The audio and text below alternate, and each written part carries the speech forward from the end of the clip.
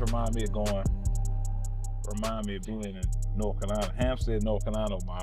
My pops from, and Jerry, Virginia, where my mom's side of the family from. And I like to go to places like that because, like we was talking in the car, man, it give you that reset and make you like really lock back in and focus to realize, you know what I'm saying, like what the people before us have been through.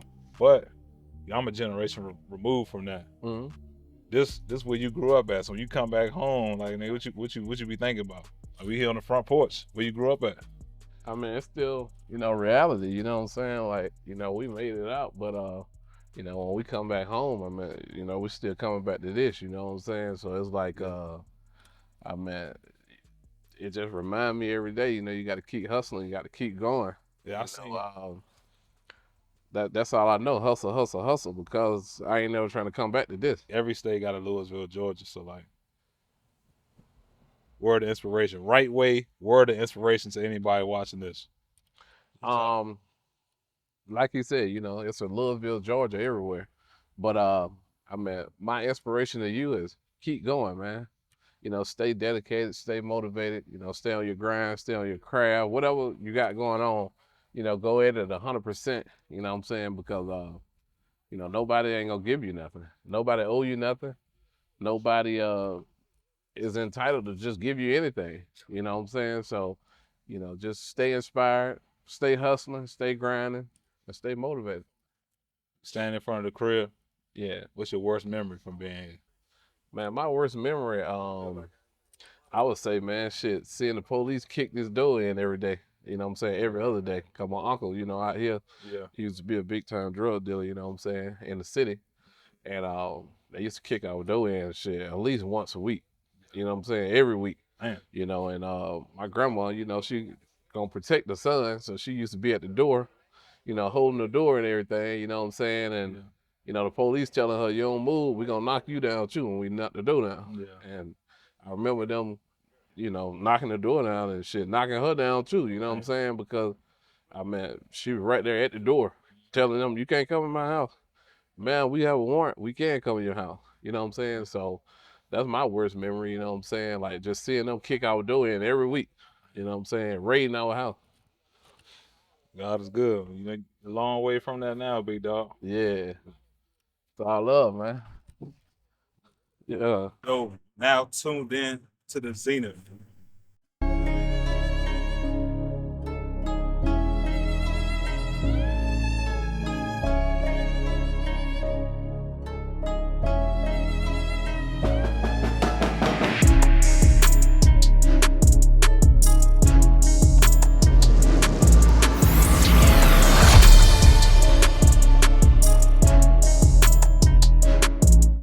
Back. Make sure you like, subscribe, hit the notification bell, and stay tuned for more good content coming from the Zenith podcast. Today, we got a very, very, very interesting guest. Everybody knows that's Rod Wave's song, Rags to Riches. Well, this story don't get no realer than that. Today's guest is not just a guest, man. It's more like a brother. I got this saying that sometimes your day twos are realer than your day ones, but this is a real case of this. So somebody who I met going on almost 3 years now that became at first a business partner, then a friend, now he like family.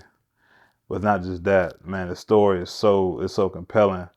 It's really, really, really, really, really a real rags to riches story, and that just exemplifies what the Zenith is all about. I keep saying it.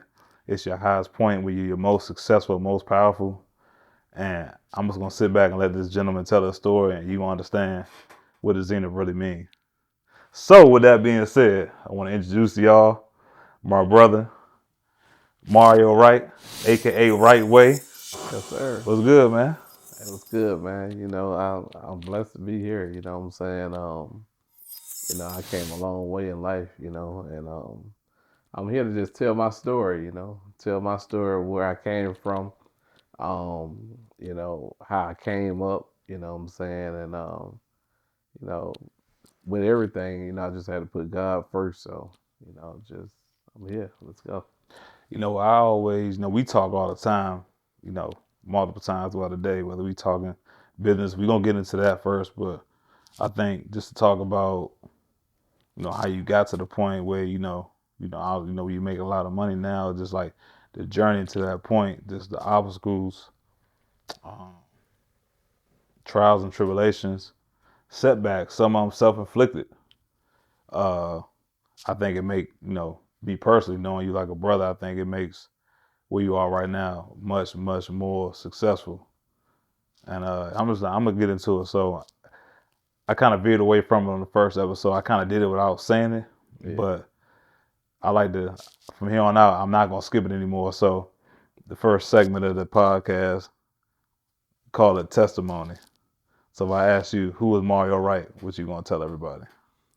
Mario Wright, just a God fearing man, somebody that just put God first and just a hustler. Like Mario Wright is the true hustler inside out from yeah, just a hustler.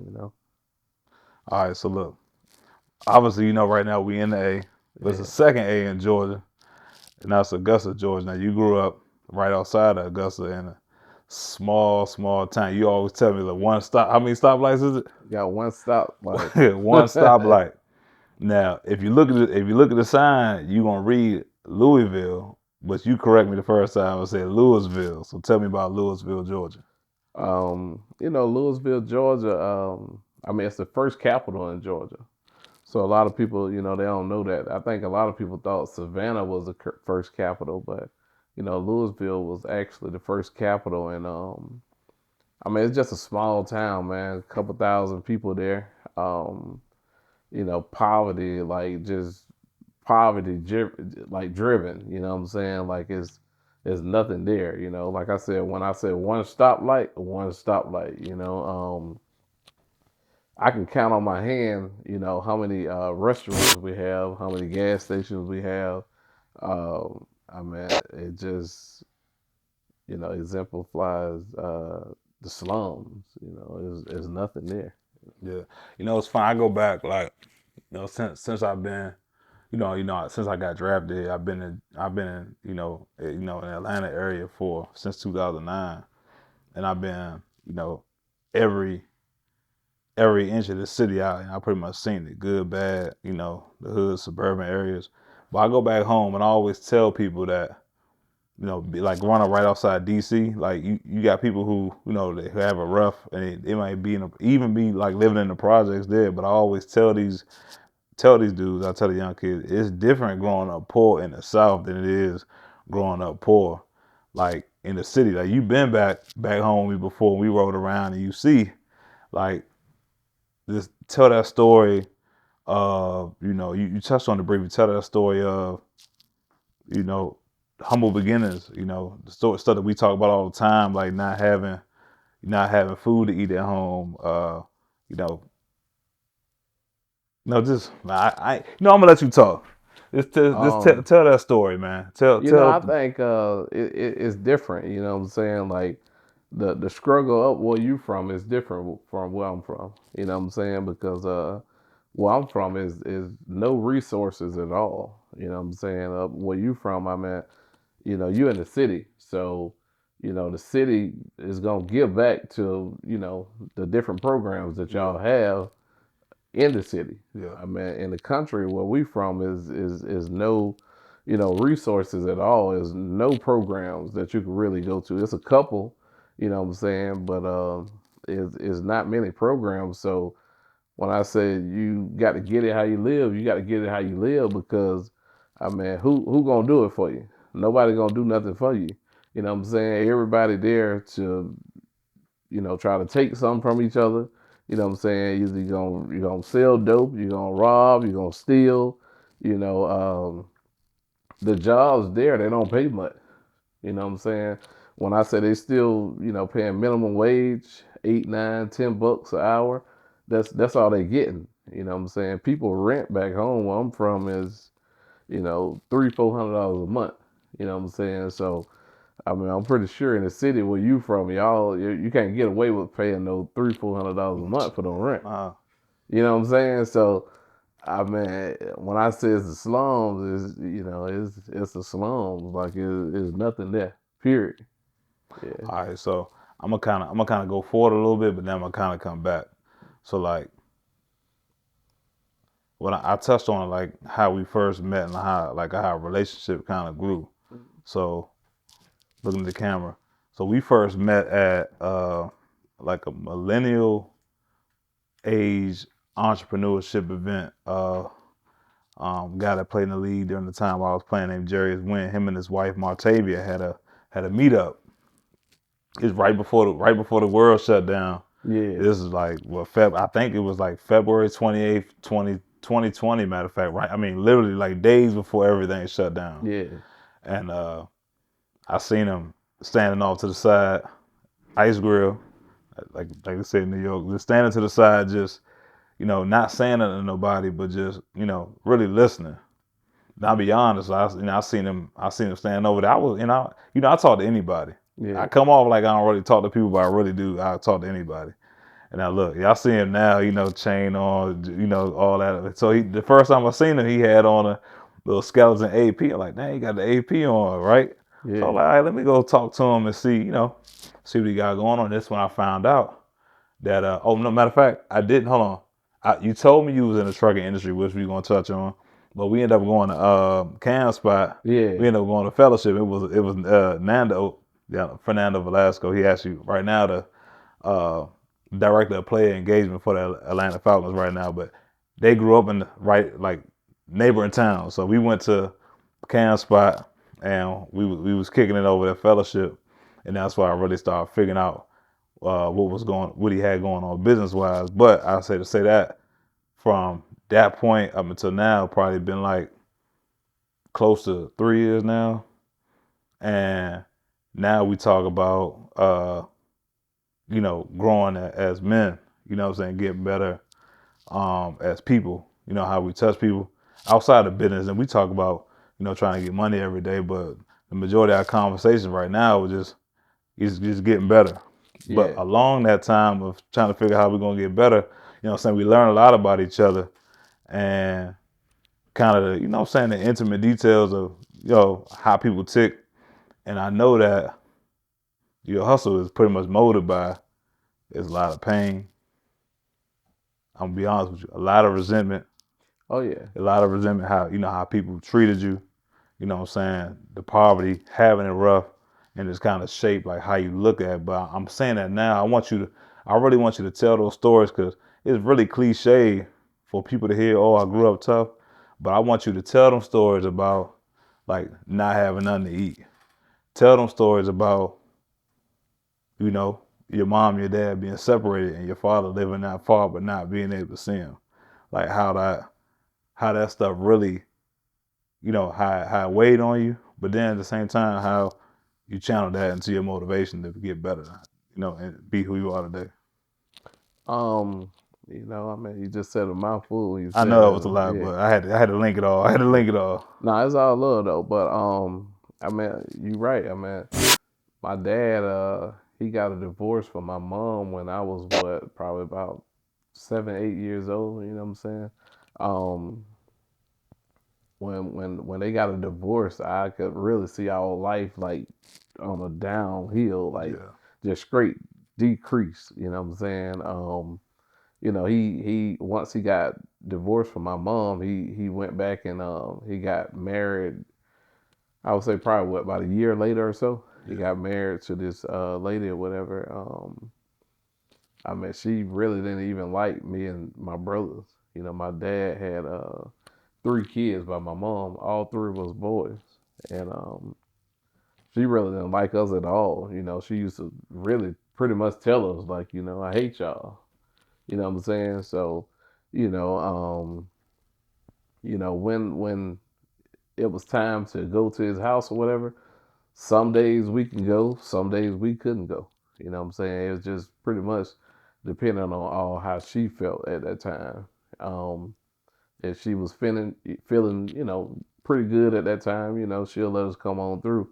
But he was always tell us, what I'm saying, before we get there, I want to stop y'all to the store, get whatever y'all want to eat. You know what I'm saying? You know, why y'all gonna be at my house or whatever? Because I know, you know, I don't want y'all to have no problems with her. You see what I'm saying? And it just, you know, just hearing that over and over and over again, and just, you know, knowing the current situation that me and my brothers and sisters was in, you know, with my mom or whatever, you know, I just know I had to hustle. You know, I had to go do something to get out of that situation. You know what I'm saying? Because I mean, like I said, I mean, some days, I mean, even though we can call our dad, I mean, we didn't have, you know, things back then that he can just pull up on us. You know what I'm saying? Like resources, or just now they got the what, Cash App, they got the Venmo, the PayPal, and all that stuff. I mean, they couldn't do all that back then. So pretty much everything that he was, you know, giving us, I mean, he had to, you know, come pull up on us and give it to us or whatever. And which that wasn't a lot. You know, he wasn't coming a lot. You know what I'm saying? Some days he'll come, some days he wouldn't come. He may, you know, tell you, hey boys, I'm gonna come see y'all today, but he might then come. You know what I'm saying? Something might pop up and he'll, you know, hit us up or whatever and be like, hey, I can't come.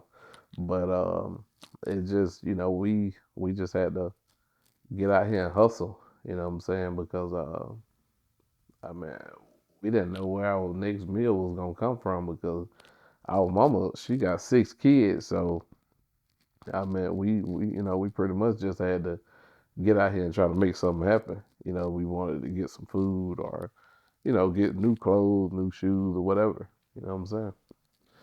You know, it's over 2 years later. Over 2 years later, you know, I think we first met. You probably wouldn't even be able to open up, even talk about that. Oh yeah, But you know, God bring people in your life at the right time. You know, at the right times for different reasons. And it's also it's a good thing sometimes that you know you got a lot of people in this world that just take. You know what I'm mm-hmm. saying? Uh, they take in, but you know what I'm saying. But when the relationships, when they're reciprocal, when both you know when both parties got something to offer, man, it's an awesome thing. So then going back to when we first met, we ain't even notice then, but it probably started off as a real right way thing. You know, me trying to find out how to get my trucking company started. He probably try to get a couple dollars, you know, try to help me, you know, business wise and charge me to get my company started. But it grew real quick past some business, and we really felt like, you know, it really ended up turning out to be where, you know what I'm saying, you showed me another avenue and a different industry that I was totally unfamiliar with Yeah, to make money with that, you know, that's going really well. But then the brotherhood and you know, I'm a couple years older than you, so like kind of big brotherhood and just bouncing ideas, mentorship, just having somebody to talk to, it ended up being a perfect time. And when I first met you was coming up on year anniversary of your mom dying. yeah, Yeah, I think it was probably right that we met. It was probably like a month or so, like right after that. I seen you. We had talked about it, but mm-hmm. I seen you know what I'm saying, you post that. And then, you know, just talking, I figured out you actually, man, let me rip the band-aid off. Both of your parents are not here. Yeah, So as you walk through life as a, you know, say young man, you know, really not being able to touch, you know, be in touch with the people where you can kind of reach back and get advice or even really just hear their voice. I know what that's like. My pops being gone. How you carry that on a daily basis? it's hard, man. Um, you know, it's definitely hard. You know, I mean, um, my dad, man, you know, he really taught us a lot. You know, he couldn't really give us a lot because, like I said, he had another whole family and all of that. But he taught us a lot, man. Like especially like right before he died, you know, he got like super close to me and my brothers or whatever, and you know, it's hard to deal with it because you know I was used to talking to him every day. He'd call me every day, son, what you doing? You know, I love you. I just want to call you, tell you I love you, man. And you know, just not to hear that, you know what I'm saying, it's hard to deal with because like man, like not just your dad gone, your mom gone too, and I know my mom, she loved me like dearly, you know what I'm saying? Like I'm her oldest son, so I feel like I had to carry the torch for everybody, you know what I'm saying? Like my whole family, sisters, brothers, everybody, and I don't know. She just was always strong with all the battles and everything that she was fighting, while we was growing up. So, I just to sum it up, man, it's super hard. Just dealing with two losses, two major losses, your mom and your dad, and I mean that it just pushed me to go harder every day. You know what I'm saying? Like it when I said push my hustle to the next level, it pushed me to the next level. Like I feel like, with God with me, I'm unstoppable. You know Yeah. what I'm saying? You know, man, it's funny. I wish if we could have did an interview probably about a year ago, Yeah. your answer probably would have been a little bit different. I know they.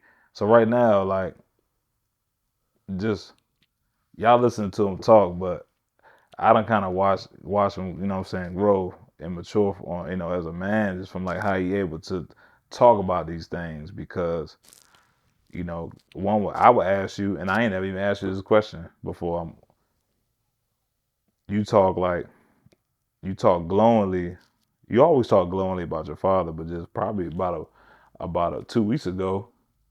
2 weeks ago, when you just told me about disappointment about him, saying he might show up and he may not. So Mhm. how you balance like how you balance both? Like right now, I know what you're working through, but it's like how you balance how do you balance the good along with um some of the disappointments. You know, I'm digging at you because I learned a lot about you. So how much like even though you turned it to a motivating factor, you pretty much really like the patriarch of your family, everybody come to you for everything. But how much that I mean really the pressure that is big. I mean, you're 32 years old. Yeah. You're 32 years old. Everybody call you for everything. People call you for money, call you about ways of how to get money. Because people, if you make money, everybody think you got all the answers. They really don't know. You sometimes you really be trying to figure it out like everybody else. Talk about really after both of your parents passing, and I would say not even with your mom or your pops passing, the pressure of being the one everybody call on and really have to kind of support everybody and be that go to for everybody. How you process through that and how that make you feel day to day. You know, um, it really made me feel good to be honest with you. Like, I mean, I could freely say that now, you know what I'm saying? Because, when I was a kid, man, I always knew I was gonna be great. I didn't know how or why or what, Yeah. but I just felt it. Like I just knew that God was gonna do something for me that nobody or nothing could stop. I just felt that like, as a kid, me and my brother Robert, we used to go to like a lot of tent revivals and like a lot of prayer calls and just a lot of churches and stuff. And, a lot of preachers and ministers and deacons and everybody, man, they used to pray for us. And, they used to tell me and my brother, like, y'all are the chosen ones. Like, I see y'all on billboards. I see y'all, what I'm saying? I see y'all doing great things. I see y'all being millionaires and multi-millionaires and stuff. And, I couldn't see it at the time. It was hard to see it because of my current situation. Leaving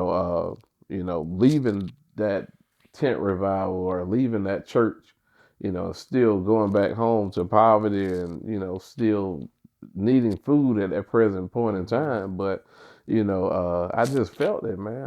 I felt it like in my bones, like man, I don't know what I'm gonna do, or who I'm gonna be, or what I'm gonna be, but I know I'm gonna be great, because God just always He gave me that. He just gave me that feeling, man. He gave me that He just gave it to me. I don't know what it is, but He just always told me in my heart, in my mind, you gonna be great, and I just had to. take on that role as being the figure for everybody. You know what I'm saying? Like just being there for everybody. You know what I'm saying? Like my brothers and sisters, my cousins, everybody depend on me. And I love them all. So, I'm here to do whatever I can each and every day. You know. So that's a great answer, by the way. Yeah. But I'm gonna call you out though. Go ahead. You know I'm gonna call you out. Yeah. That was a PC answer. That was PC. No, not PC because people praying for you and prophesizing over you. That's a great thing. But I'm Yeah. gonna call you out though because it's actually the perfect time to do this interview because Okay. last week I hired somebody that worked in your street to work for me, Okay. and we started talking about y'all his situation and him being a little bit spoiled a little bit and his family being a little bit well off. He told me a story. He told me a story about and we wasn't even talking about it. It kind of came out. That's why I keep saying this is why this interview was great because and a testament to your growth because we was talking about something else and you clicked back and told me a story about and I learned something and this is one of the things that really fuels people. Like the words that people spoke on you was great, and I can relate to this part in a different manner.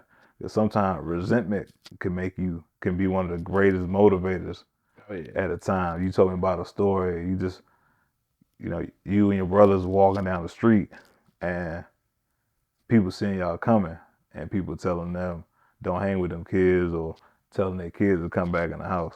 So like at one moment you got somebody saying, you know, y'all gonna be XYZ, but the Yeah. second moment you got everybody that's live on your street treating y'all, not treating y'all the best. Yeah. So how you process one over the other because when you're young, it's funny because we kind of the bad things kind of stick with us the most. That's the first time you told me about Yeah. the people speaking over y'all, Oh but you yeah. told me about Hmm? that part, Yeah. like how you work through that as a young man coming up, given the situation. Um, I mean, it was hard, to work Yeah, through. I mean, a lot of people, they turned us around at the door. You know what I'm saying? I mean, it was a lot of people that didn't want us to come in their yard. Like, you know what I'm saying? Like, no, they don't got nothing. They broke. They poor. You know what I'm yeah, saying? We don't want them around y'all or hanging with y'all. Or why they over here? You know what I'm saying? Get them out of here. You know what I'm saying? Um, but I mean, those people, I mean, it's just God, man. Like, the things that they try to do to us or try to hurt us in, whatever kind of way, you know what I'm saying? It didn't work, because, God said, the first shall come last and the last shall come first. You know what I'm saying? So, we've been last all our life. So, I mean, that's just how it go. I know, a lot of people did turn us around at the yeah, door. They know we didn't have nothing. We knew we didn't have nothing. So, with that, being said, it's just like I wanted to turn around when they told me to. You know what I'm saying? yeah, Because like, okay, well, I know I don't got nothing. You see what I'm yeah, saying? And what they saying is true. You know what I'm yeah, saying? So it's like, I mean, sometimes I ain't even enter the yard. I was just as soon as I see, whoever told us to turn around last time, as yeah, soon as I see them, I just go ahead and turn around and go on back to the house because it's like, you know what I'm saying? They already they know that yeah. we don't got nothing and they know that okay, well we don't want you around. You know what I'm saying? I just took it, as this my current situation. You know what I'm saying? So hey, if you don't want me to come over, that's fine. Cool. And I did that to you on purpose. Yeah. I did that to you on purpose. I know you talk past that, but I'm really doing that because, bro, since we actually got a personal relationship, Mhm. and sometimes like the first podcast, I had one of my old teammates on there. He played in the league. He worked for the Commanders now. Mhm. Second one was a therapist. Third one was another one of my teammates with the Falcons. But Mm. I'm having you tell that story because sometimes when you hear these stories, it's always, somebody who's like super famous or an athlete who made it. But like, I stand for more than that. But I really Yeah. want you to tell your story as, you know, just a person who overcame adversity and now, got some M's on them. I'm Yeah. gonna be honest, got some M's on them without being an athlete Yeah. and to be a person without finishing his college degree. But it's showing that, with hard work and dedication to do now. So you leave Louisville, you go to Statesboro to Georgia Southern. Man. Look, he already smiling. Georgia Southern, I had a good time down there, man. A great time. Like, that's really when my life changed. When I went to Statesboro, Yeah, Georgia Southern, yeah. man, my whole entire life changed. Like, you know, that's when I started seeing that that's when I started coming out of being last to being first. Like when I left from that small country town and went down to Statesboro and went to college and started meeting new people, Mhm. connecting with new people, and it changed my whole life. Everything about my whole life was changed once I left Louisville and went to Statesboro. Y'all ain't want to see us, right? We would have came down there and beat y'all. Hey, man, I just want to let you know, 'cause you always talk about how good y'all. Oh, Georgia Southern this and that. We would have came down there from Virginia and gave y'all the business. You know that, right? hey, man, I don't think I can say y'all. Yeah. Y'all only had to just be there to witness greatness. All right. Now look. Now look. You say you went from last to being first, Yeah. but the road you took to being first wasn't legal. Nah, it wasn't legal at Let's all. talk about that. Yeah, it wasn't legal at all. No. Well, shoot, I ain't gonna tell you the story, bro. Um, of course, everybody know. Hold on, tell it. I mean, well, now you passed. You got everything back now. You got your rights back and all that stuff now. You did Yeah. everything. You cleared, so you can talk about it now. The statute of limitations is up. Yeah. You know when I say your journey from last to being first one legal, people need to hear that. Yeah. Of course, y'all know. Everybody know. With coming from poverty and nobody giving you nothing, no opportunities. Yeah. Um, I mean, what you gonna turn to? You know what I'm saying? You gonna turn to something. I turned to selling drugs. You know what I'm saying? I mean, I had to do something. I mean, I didn't have nobody to call on. I couldn't call my daddy. I couldn't call my mom. I just had to pretty much figure it out on my own. Yeah. When I went to college, me and my brother, we packed our own stuff up and took ourselves to college. Ain't nobody take us there. Ain't no mama and daddy take us to college and drop us off to the dorm room and say, okay, let's fix your room up and all this, that, and the third. We had to do our own stuff. He drove his car down there and I drove my car. I was right behind him, you know what I'm saying? And we trailed each other straight on the Statesboro and we set our own stuff up. And with that being said, I've been,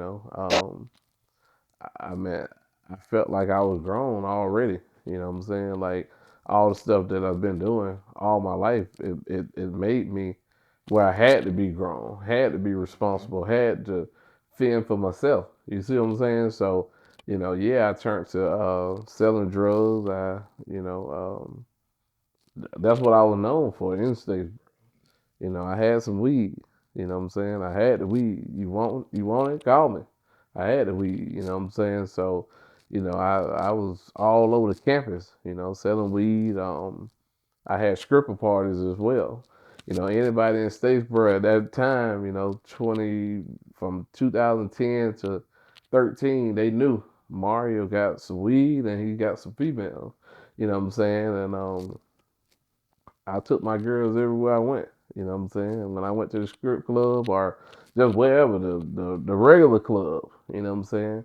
I even had the club owners let me set up in the back of the regular clubs, in a pool room, whatever, with my females, and they was dancing, and what I'm saying, I was charging at the door to get in, and I tell them, whatever you dancing for, and you making, you keep your money, but I'm just charged for them to get through the door. You know what I'm saying? So I was doing the stripper parties and selling weed all day, every day. If you wanted it, you called me, and we were gonna set it up. We were gonna make it happen. All right, and talk about, you know, talk about when you got jammed up. Yeah. Um, I remember when they first came to my house, man. The police. Well, let me rewind. So I was talking to this chick one night. I ain't had talked to her in a while, and and it was just something kept telling me when I got on the phone with her. Me and her probably talked like an hour or two on the phone, man. I ain't talked to her in probably like at least probably like a year or so. You know what I'm saying? And after I got on the phone with her, I was about to go to sleep, but something kept telling me, get this weed out this house, get that weed out this house. And I was like, man, I'm about to go to sleep. And something just kept telling me, get this weed out this house, get this weed out this house. I was like, man. So I got up, put my shorts on, t-shirt on, walked outside. I, opened the door, looked around or whatever, made sure nobody wasn't looking. And, I took all the weed out of I just had read up. Yeah. I just had read up, and, I had a lot of drugs or whatever. And I, took everything from under my sink and out of my closet and put it in the trunk of my car. And, I made sure nobody went around, nobody went outside. I throwed everything in there, and I went on back in the house and laid down. And probably about 4 or 5 hours later, I just heard a lot of radios, like, because my room was right beside the front door, and I had a window right there, and you could pretty much see who's at the front door. Yeah. So I just heard like a lot of radios going off or whatever, and I woke up. I hit the blinds, looked out the blinds, peeped out the blinds, and I seen a lot of polices everywhere. So I immediately jumped up. I took my little trap phone and took the battery out of it, threw the phone back in my dresser, and took the battery and put it in the kitchen, in like the little pantry area.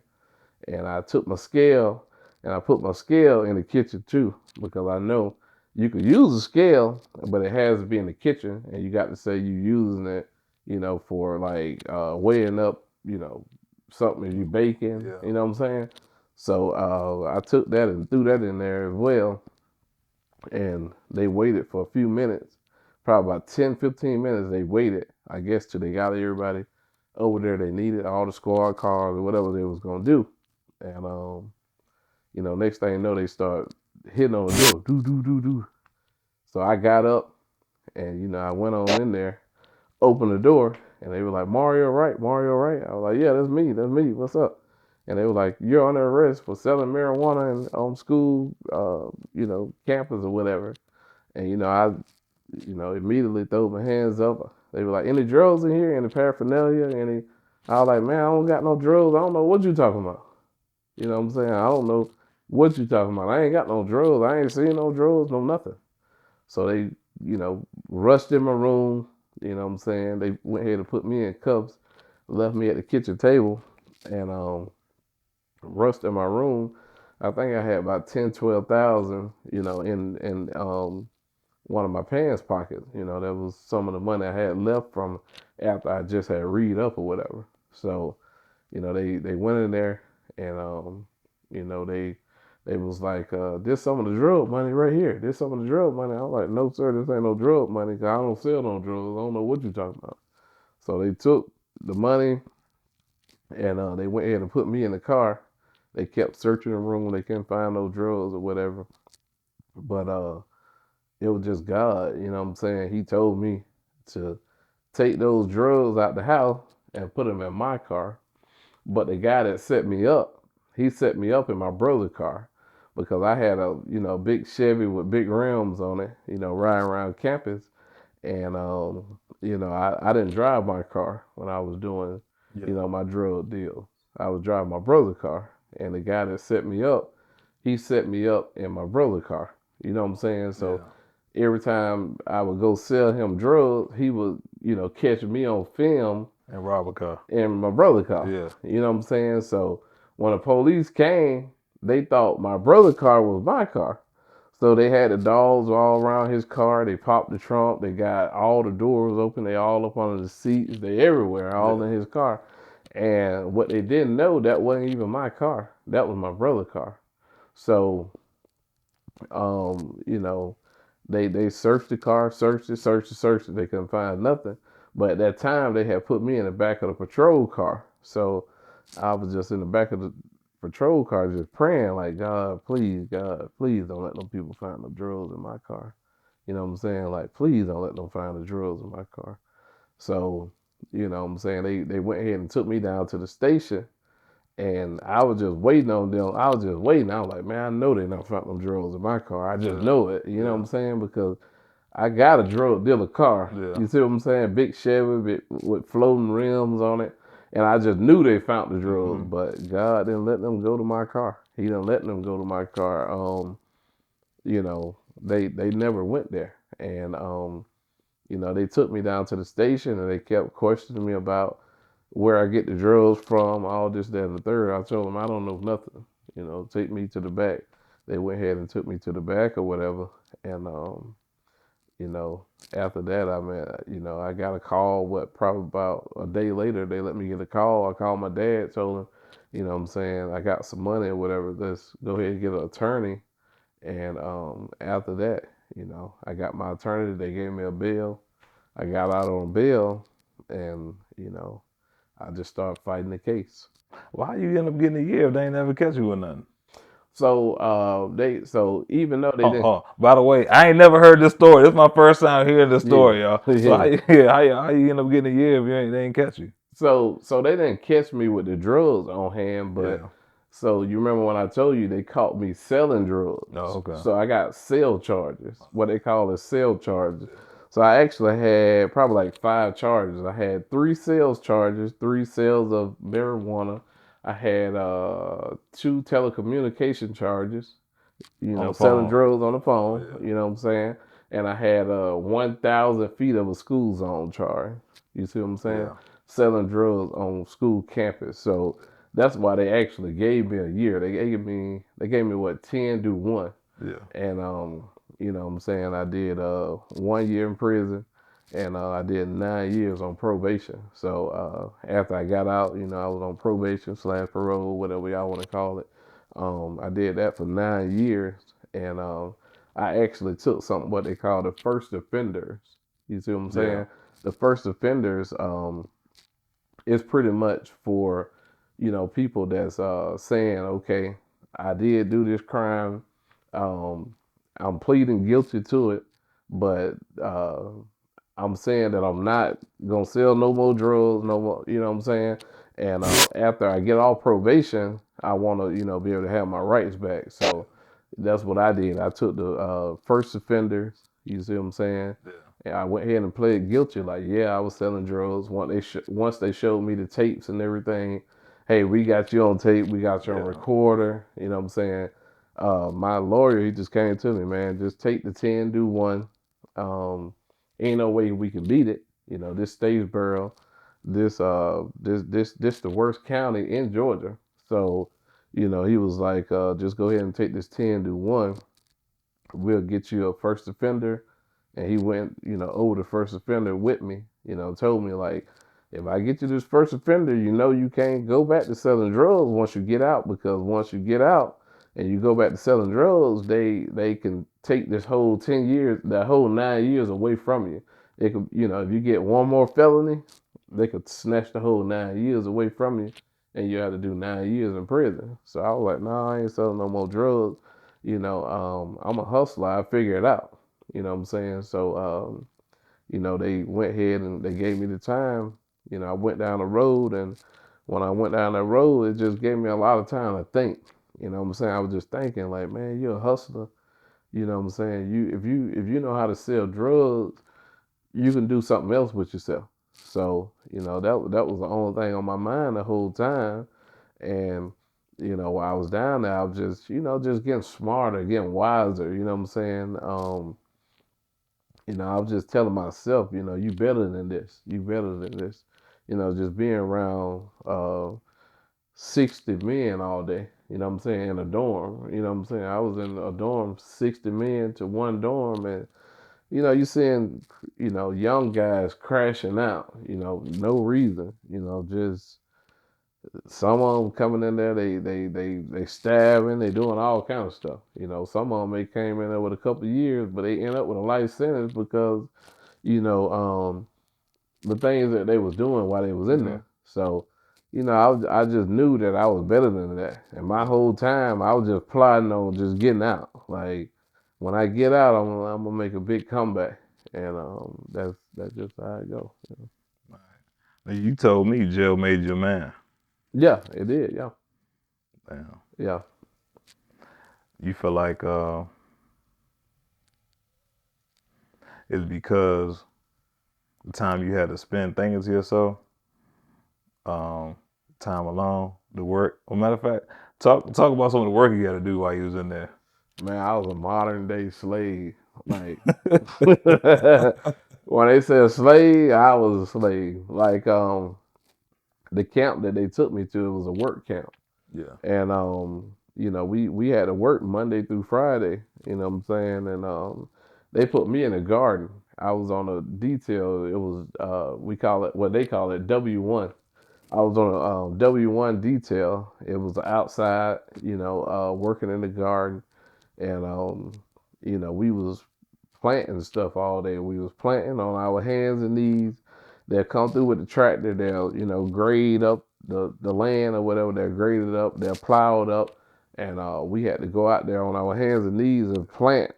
From one end of the field to the other end of the field, whatever they wanted us to plant. And we were planting carrots. You gonna plant them carrots on your hands and knees, or if you could, your back was good enough, if you could bend all the way from one end of the field to the other end of the field to put them carrots down in the ground, you had to do it. Cabbages, whatever, tomatoes, whatever they was planting, what I'm saying, or trying to plant, you had to pretty much put the seeds in the ground. You had to make sure you pack it back down and everything. So it was just hard work, man. I went to that camp. Man, working out there in that garden, it kind of Yeah. broke me because I ain't never really done no manual labor like that before, Yeah. especially for free. Now I know why you don't do no manual labor now. Yeah, I ain't gonna get my hand done. Yeah, Uh, all yeah. right. So once you got done with the time, like how soon after you got out did you come up? Did you come to Atlanta? Actually, And what year was it when you got out when you came to Atlanta? it was 13. So I actually went in 2012, Yeah. the first of 2012, and I got out probably like around March. I got out March 23rd, 2013. That's crazy. I'm out there playing football and you playing carrots in the field. Yeah, That's yeah, crazy how I mean how yeah, two people can come cross paths. yeah, yeah, So you came up and obviously you said jail grew you up and you damn sure wasn't going back to that. So yeah. how soon with the Marriott was the first job you got when Yeah, you that was got my first job, man, here? ever. Yeah. All right. So now we about to get in, now we about to get into the businessman Mario. So Yeah. talk about getting the first job at the Marriott Hotel, and then I ain't even gonna stop you. You go from when you first got started, which the stuff you was doing up until where you are right now in the company with Marriott, and some of what you got doing, some of what you got going doing, some of what you have going on the consultant side with Marriott now. When I first started, well, when I first got out or whatever, I went back home for a few months Yeah. because I was on real strict, intense probation. I mean, you know, the probation officer, she or he, they can come whenever they want. You know what I'm saying? And with me having drug charges, that's major. You know Yeah. what I'm saying? In Georgia anyway. So they can come whenever they want to come. They what I'm saying? They can talk to you about anything. They can just come to your house. They can do whatever they want to do. With me being on that intense probation like that, I came. So it took them a couple months for them to even transfer my probation from Statesboro to Atlanta. So I just pretty much went back home for a few months until they told me I was eligible to get a transfer. They transferred it to Atlanta, and me and my brother, he told me, he was like, I want to go ahead and move to Atlanta. So he got the spot up here in Atlanta first, and I had to go back home for a few months because I wasn't eligible to transfer my probation at first. So it took me a couple months, but after those couple months was over, I was able to transfer over to DeKalb County, where we was staying over in Stone Mountain, and they let me transfer it over there, and once I got up here, they told me I had 30 days to get a job. So, within 30 days, I'm stressing, man, because I ain't never had no job before. I don't got no work ethic, period. I don't know how to do nothing. You know what I'm saying? So, I was trying to figure out what I'm going to do. So, I just went online and just was applying to every job I saw. Like, I applied to probably literally like 30 jobs. At that point, I had applied to so many jobs, I didn't even know what I applied for with the Marriott. But I got a call one day, and this guy, he called me. He said, I want to set up an interview with you. And I was like, okay, yeah, man, yeah, let's do it. And he was like, I see you applied for this banquet aid position job. And I was like, yeah, I applied for it. Yep. I didn't know what that meant. I didn't know what banquet aid was. I just applied to probably like 30, 40, 50 jobs. I didn't know what it was, but I just knew I had to do something. And my time was winding down because at that point, I probably was up here in Atlanta probably about 2 weeks, 2.5 weeks, and they told me 30 days. You see what I'm saying? If not, if I ain't have a job within 30 days, they was going to send my paperwork back down to Statesboro, and you know that means the transfer wasn't gonna be complete. So, I just I was just sitting back waiting, what I'm saying, on something to pop up. And when I went to the interview, the guy, he didn't really interview me. He just saw me. He was like, "Man, yeah, I want you to come on and work." And he just shook my hand like, "Yeah, you got the job." I was like, "Okay, all right, cool."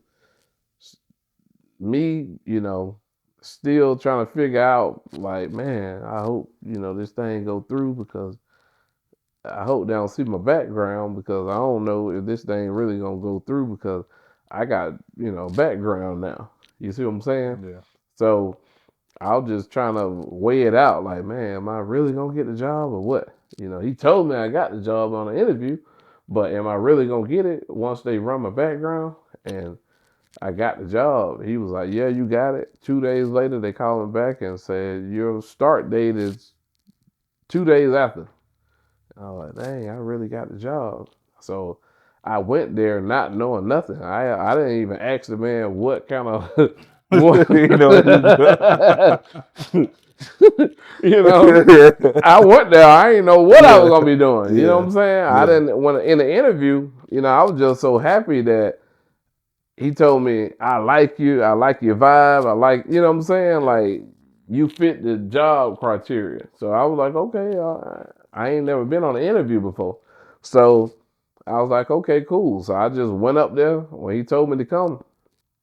And it was like, man, that job was probably like one of the worst jobs I had in my life. Like, that was the rock bottom job of Marriott. We slanging tables and chairs, and cleaning up meeting rooms. What I'm saying, all these executives having meetings, and all of this stuff. I'm cleaning up coffee cups and potato chip bags and all this stuff out of these meeting rooms, and flipping them from a regular meeting room to a dinner or something like that, or a wedding or something like Yeah. that. So, you know, um, it took me a while to adjust to that, because, like I said, at that point, I never really done manual labor. So I'm, breaking tables and chairs down. I'm getting splinters all in my hand. I'm like, man, I can't do this shit. I can't do this shit. Yeah. So, I kept going, because I knew, I didn't have nothing else to fall back on. Yeah. I'm on probation. I got to pay these people. I got to walk a thin line. If not, they're gonna lock me back up. Yeah. So, I kept pressing, kept praying, and something just told me to start talking to the meeting contacts the meeting contacts, they pretty much run the meeting. Yeah. They run the events. The Marriott customers. So I started talking to them, and once I started talking to them, they started. I just go in the meeting room and ask them, hey, you need anything, whatever. They'll just sit there, hold a little small conversation with me, but at the end of the meeting, they would give me some money, or either they'll give me a card or something. You know what I'm saying? And in that card, they'll write, pretty much Mario did a great job with my meeting event. He was very attentive, and I was like, okay. At first, I just thought, okay, yeah, they writing that writing don't mean nothing, but it really did mean something because, you know, they was putting me in the engagement scores, the ESS and the GSS scores Yeah. for the hotel, for the event side. The scores kept rising, and the more they were rising, my name was mentioning. Is that how you got moved over to the Ritz Carlton after that? Yeah. So after that, I seen a job at the Ritz Carlton as a event supervisor, and my current boss, the guy that hired me, when I first moved to Atlanta or whatever, he didn't really like it, because, he was like, okay, well, I hired you. You feel me? And I hired you to work for me and help me and make me look good. Yeah. So, I mean, me and him, we kept bumping heads, but, with God, man, I had to go over him and go to his boss. And his boss, she really liked me. And when I applied to the Ritz Carlton, my director at the Ritz Carlton used to be roommates with his boss when they was in Cayman Island at the Ritz Carlton, and they was working together as event managers. And I told my boss that I'm about to go ahead and apply for this job at the Ritz Carlton, and she came over and she told me, she was like, I think that would be a good job for you. You fit the description, and I'm gonna call Angela right now, which is the new boss where I was going to at the Ritz. Yeah. And she was like, I think you deserve it. You've done well for us. You've been here at our hotel for a couple of years, and I want you to make that transition. I went to the interview, and I told Angela like, hey, yeah, I work for Sarah or whatever, and she went ahead and transferred me over. She said, I want to go ahead and hire you right now because I could just tell you know what you're talking about. And I see that you've been increasing all the scores over there at their hotel. So she went ahead and hired me and at the Ritz Carlton. I was there for probably about 3 years. I was there. I raised the scores there. Um, it was kind of like a little trial and error because it was different, coming from a regular Marriott convention hotel to the Ritz Carlton. That's way different. I mean, you talking to a person that just was recently in prison a few years ago. You know what I'm saying? Yeah. At this point, so it was a tough transition, but I finally caught on to it, and I maximized and excelled over there at the Ritz Carlton. And once my dad died or whatever, they had some contracting, jobs available, and I was like, man, I want to see what I got to do to get this contract, with the Marriott and Ritz Carlton, and I kept studying like all of the criteria that they needed, and I called over there.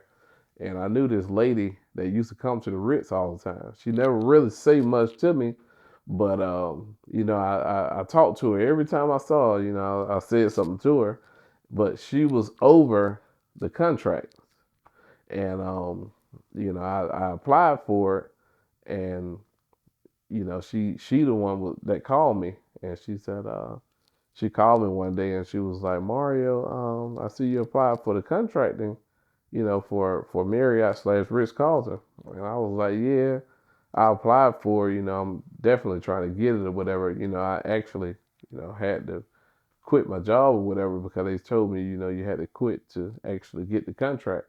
So I quit or whatever because I really wanted the contract, and I had a trucking company at that time. So I wasn't really, I wasn't really in need of a job at that time. So once I got on the phone with her, she went over everything with me. She told me to come to the office. I went out to, Sandy Springs to the corporate office. She sat and talked to me for a while, and at the end of the conversation, she was like, welcome to the team. I was like, welcome to the team. Okay, you, I'm just at the bottom of the totem pole in Marriott. Now I done went to the Ritz Carlton. I excelled there, and now you telling me I could have a contract with y'all. So I did my contract or whatever, which I'm still doing today, and that contract it led me to doing all the things that I'm doing today. You know what I'm Yeah. saying? It funded my trucking company. It funded everything that I'm doing today. Well, look, all right. Now, next time, we still on my daggone segue. You weren't supposed to talk about that just yet, the trucking company just yet, but it's all right. Now, you trying to be modest and all that. So basically, Yeah, you know, when you telling, you ain't never even told that story before. That I can tell you talked a long time, which is good though. That's why I like getting you in front of this camera. But yeah. all in all, you went from what 7 what an hour? When I first started Marriott, I took 7 what? You told me it I was think like 785 or something. 7.85. Now, Yeah. how many employees you got underneath you now? I got 30, So 32, you went from 32, $7.85 an hour to 30. Hey, 32. we ain't gonna expose everything. Yeah. 32 people working for you now. Yeah. Yeah. That's what's up, man. Yeah. Now, at what point? Well, let me go say something first. So now, pretty much everybody know we know after on the way out from the league, Yeah. I had started investing in real estate, and you know how much I love properties and stuff like that. I started doing that on my way out, Mhm. but then I made like a added the trucking company and the logistics thing, you know, as one of my new endeavors. But I ain't new no more. It's going on 3 years now. But I tell people about you all the time. But you the one that got me started in the trucking industry. So at what point when you was working for Marriott did you start the trucking company? Talk about who got you into the industry. Why you still do it today, why you love it, and then eventually talk about having multiple streams of income and what it's doing for you today. Um. Right. So I got in the trucking industry. Probably like a couple months. Probably about 8 to 10 months before my dad died. Um. Once he died or whatever, like I said, I already had the company, but I never really was doing much with it. You know what I'm saying? And once he died, I just, I was already burnt out with working. Like Yeah. I was burnt out, man. Like, I would go to work and I never knew what time I was gonna get off. You ever went to work and just never knew what time you was gonna get off? Yeah. Yeah, They keep it. Yeah, actually I do. Well, yeah, ain't no hours. You stay there as long as you can get it, but yeah, not in that sense though. But yeah, I do yeah. know. And I was burnt out, man. Like, working in hotels, it'll Yeah, burn you out really. Like if you're in management at a high end hotel, they'll burn you out because it's no there's people always in there. They yeah, always need something. They ain't no. They wake yeah, up in the middle of the night. Hey, I need X, Y, Z. Somebody run up to the room and bring it to you. So ain't yeah, never no. Ain't never no clocking out. yeah. So, I mean, but I was on the event side. Yeah, So say if we had only one event on a book for that day, and it was just only a dinner, and the dinner was from 8 to 10 that night. Only thing we had for the day. Um, Once you get there at 5 o'clock in the evening to prep and make sure you got everything for your event, we may get 2, 3 more events added that day. And yeah, they ain't tell you until you got there. So you thinking you about to be going home at 10, 11 o'clock. With those other events, you might have 3, 4 events going on at one time that got added, yeah, like I said, on the back end.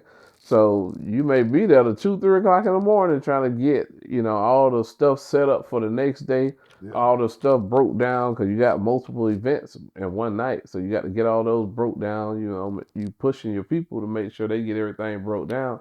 But it's getting so late, you got to help them too because you're trying to get out of there. And because you got to be back the next morning, 5 or 6 o'clock in the morning, but it's already 2 or 3 o'clock in the morning. So where you gonna go?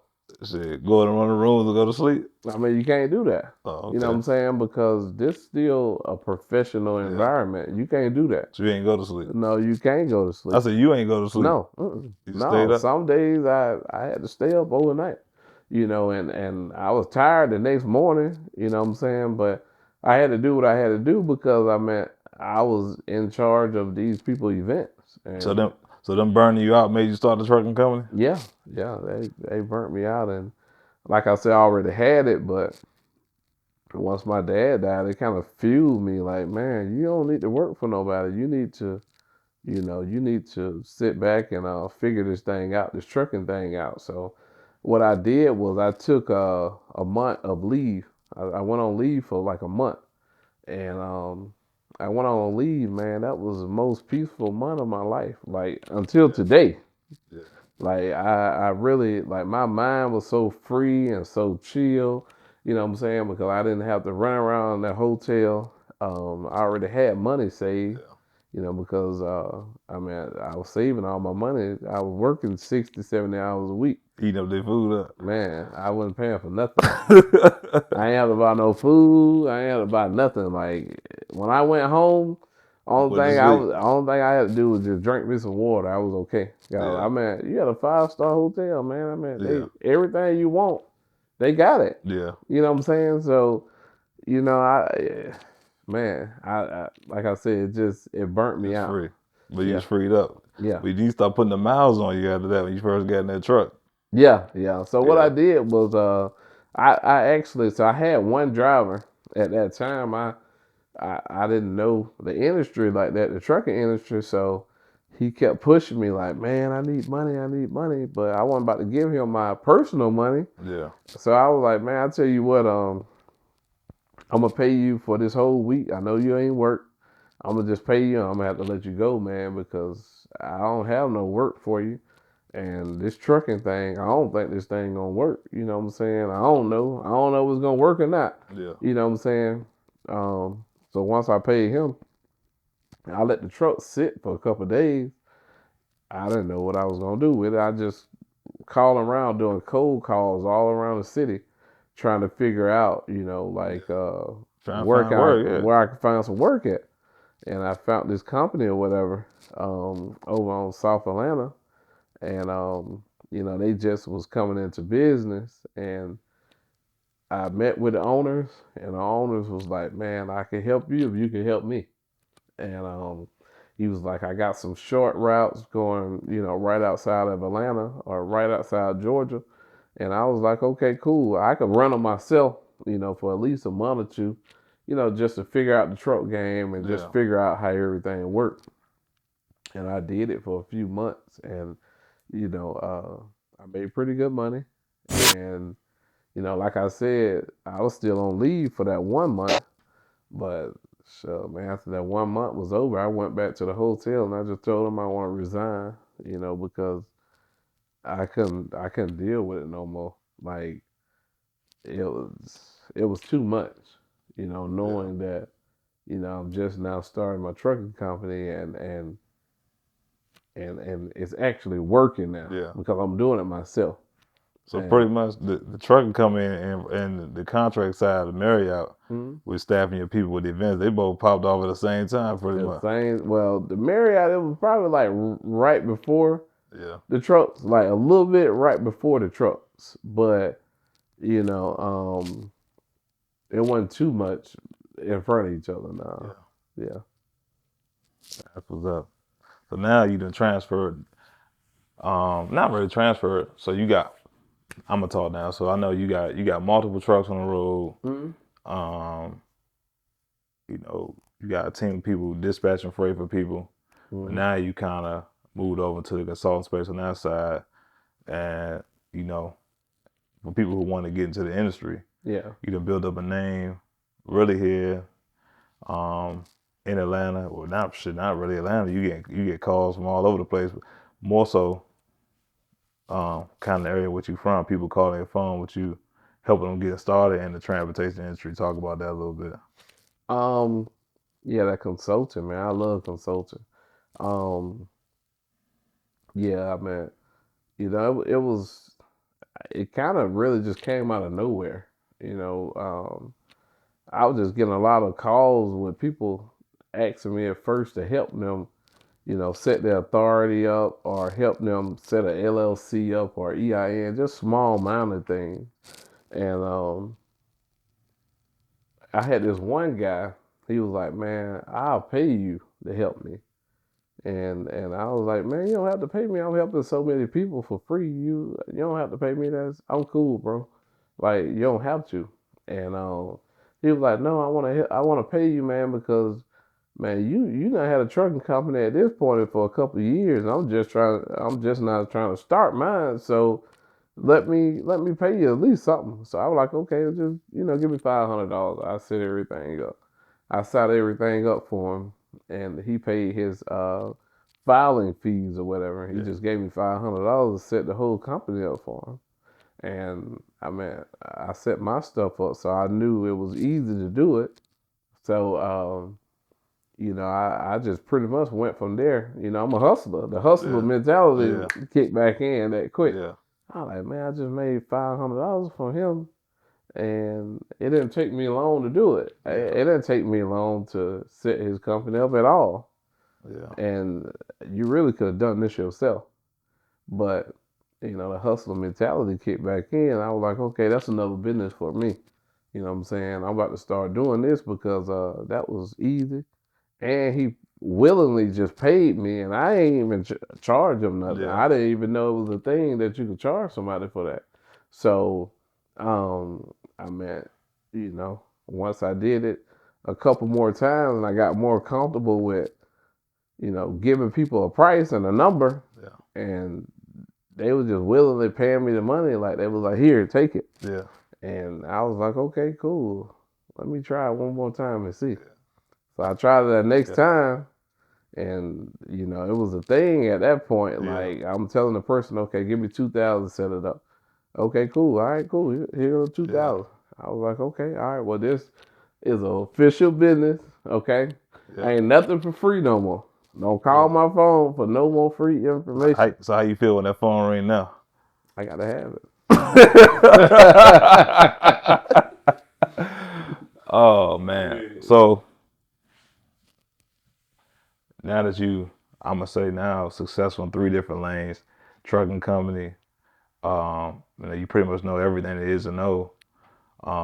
On the event side, working at one of the largest hotel chains in the world, really, Yeah. and Oh now yeah, the definitely in the world. consulting thing. Will Mario Wright, will WrightWay tell Mario Wright back in the day?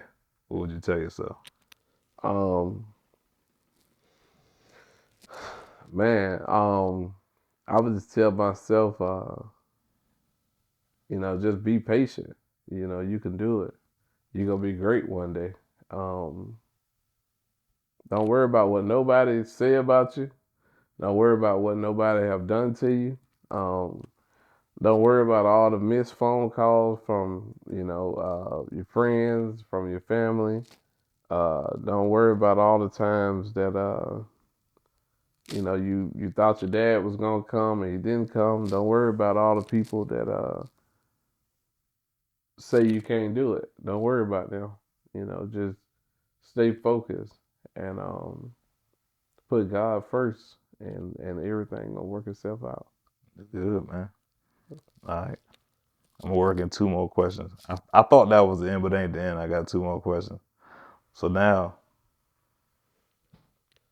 like most people, and I can say I did the same thing too. Resentment fueled me on the way to the league, and even in business now, it's like another way of kind of proving people wrong.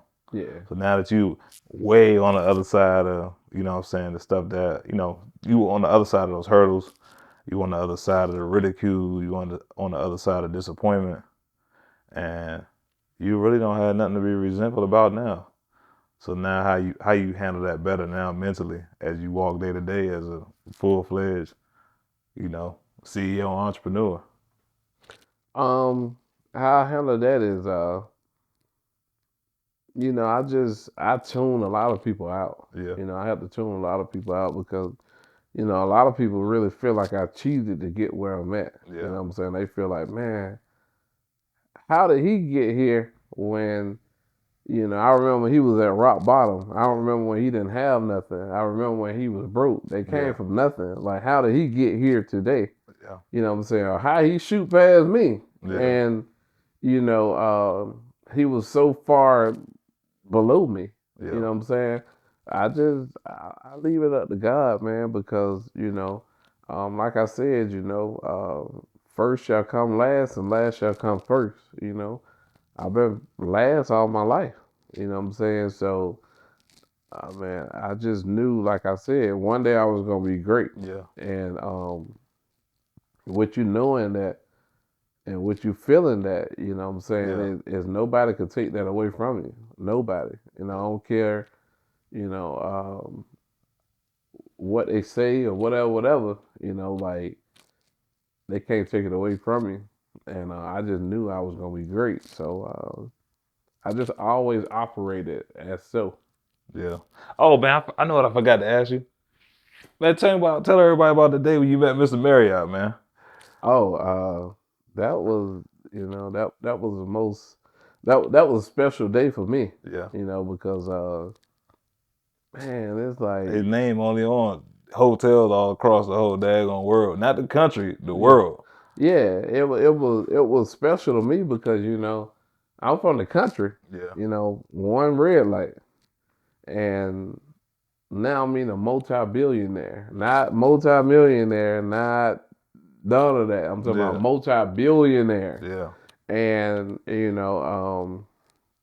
when I met him, it was still like a lot of people in there guarding him or whatever. yeah, Guarding him and making sure you don't get close to him or whatever. But he actually saw me out the crowd, and I guess he probably felt that I wanted to say something to him or get a yeah, picture or something with him. And he called me over there. He was like, "Hey, you come here." And I was like, "Oh man, it's Mr. Marriott calling me." yeah, You know what I'm saying? You got the GMs, the general managers of these hotels. They scared for their job. You know what I'm saying? They want you to stay far away from Mr. Marriott as possible. They don't want you to get close to him. yeah, You know what I'm saying? They'll sit there and laugh and, probably tell you to clean up some paper or, do yeah, something around there to keep yourself busy so you won't get close to him. But he called me, and he called me over there, and this one I actually had to go over there. It's like, man, like I'm nervous, because I work for your company. You got a big company, and very few people get to meet you and shake your hand and talk to you. And I remember, like yesterday, he told me, he said, he looked me dead in my eye, and he told me, he said, "Thank you for working for my company." And he said, "I just see one day you're gonna be great." And when he told me that, I just always took it with me and like, man, like a multi-billionaire told me that he didn't have to tell me nothing. He could have been cocky, he could have been arrogant, he could have yeah, been all of that, but he was, super humble. And the way he, presented himself, it was like he didn't have nothing at all. He didn't come off, yeah, you know, he didn't belittle me. He didn't, talk like I was beneath him or nothing. He just talked to me like we was on the same level, and that really kind of fueled me to where I am today. Like yeah. to let people know, I'm never, too far gone to feel like I'm better than somebody else. All right, I'm gonna let you wrap this up. Look right in that camera. You let somebody know. You leave your lasting memory, your parting words, because you don't know who's gonna watch this. It may be something they get a bunch of views later on, but you told your story, and people. I don't know people that been through half the stuff you've been through. I'm be honest with you. Yeah, But you here. yeah. I just want to tell everybody out there, man. Stay focused. You know what I'm saying? First, put God first. With everything that you do. You know, it's a lot of trial and tribulations, a lot of errors. It's gonna be a lot of things that you go through in life, but never, let life knock you down when you can't get back up. You know, I was in a lot of bad positions, a lot of bad situations, but I never lost my faith. I never, gave up on life, and I don't want you to give up. I want you to stay focused, keep God with you, stay grounded, stay motivated, and just get up every day and do something you didn't do the day before, and just give God the praise, the honor, the glory, and you could be better than me one day. Just keep going. All right.